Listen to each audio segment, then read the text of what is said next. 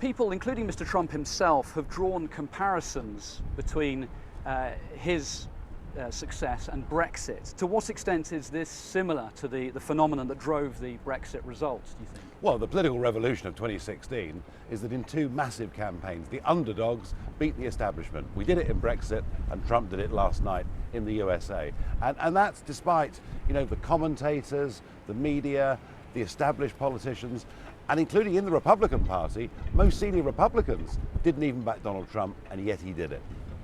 I mean, what would you say to some British voters who might be anxious about the kind of president that Mr. Trump will be? Well, I would say this, that at last we have an American president who actually likes our country. Obama and Clinton have treated us with disdain.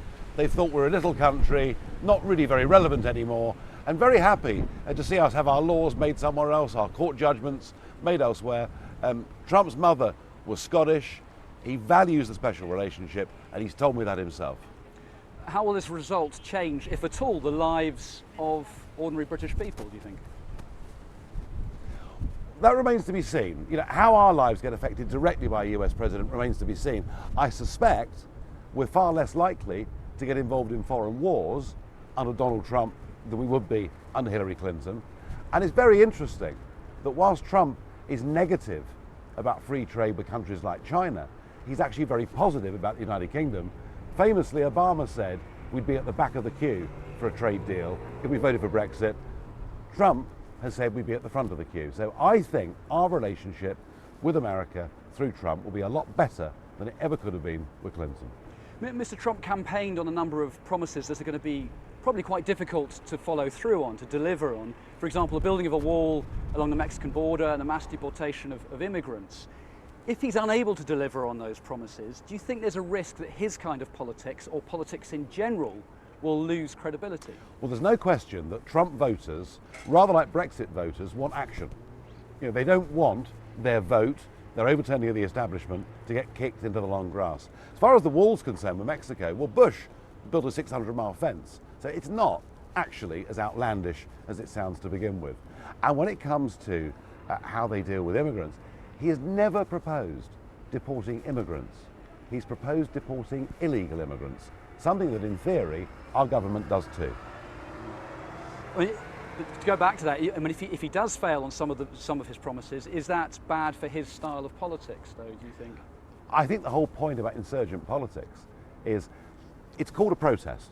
And yes, there is an element of anger amongst those voters, but it's about more than that.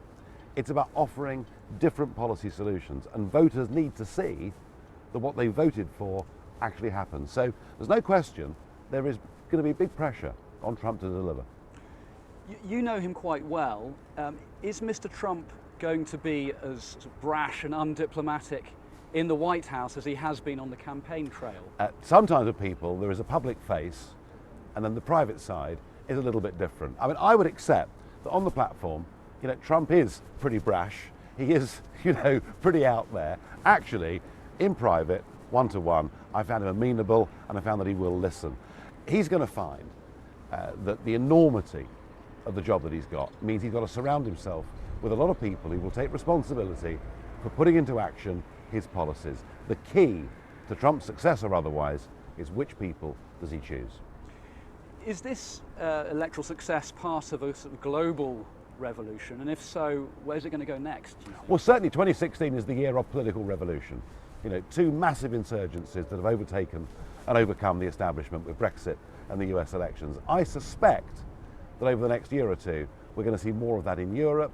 I think there is a big move away from a kind of politics that doesn't really recognise the nation state, that is happy to have decisions made at a higher level, that doesn't recognise the importance of immigration in people's minds and of the shape of their communities. And I suspect we're going to see some big shocks in Europe over the course of the next couple of years. Do you want to make any predictions there, or specifically? Well, I mean, it's whether it's going to be Italy, whether it's going to be France, whether it's going to be Hungary, the Netherlands, Denmark, I don't know. But there is a really mass popular uprising right across Europe against the Eurozone and against Mrs. Merkel's migrant policy. And I honestly don't think that we'll sit here in 5 years' time with the European Union in the same shape that it is today. Do you think Mr. Trump genuinely believed all along that he would become president one day? It's rather like asking me, did I think Brexit was going to happen? I wanted it to, but I was quite surprised when it did. And late last night, when I phoned into Trump Tower to the party and spoke to some friends that were in there, yes, they were celebrating, but I think they were almost as bewildered as the Democrats. You can want something to happen, but when it does, sometimes it's a bit of a surprise. Would you relocate to the States and work with Mr. Trump if you were invited to do so? Look, I think all of this is somewhat premature. Ideas that I'm going to become America's, ambassador to the European Union, I think it's all a bit premature. What I would say is this, though, that I do have a relationship with Trump and his team.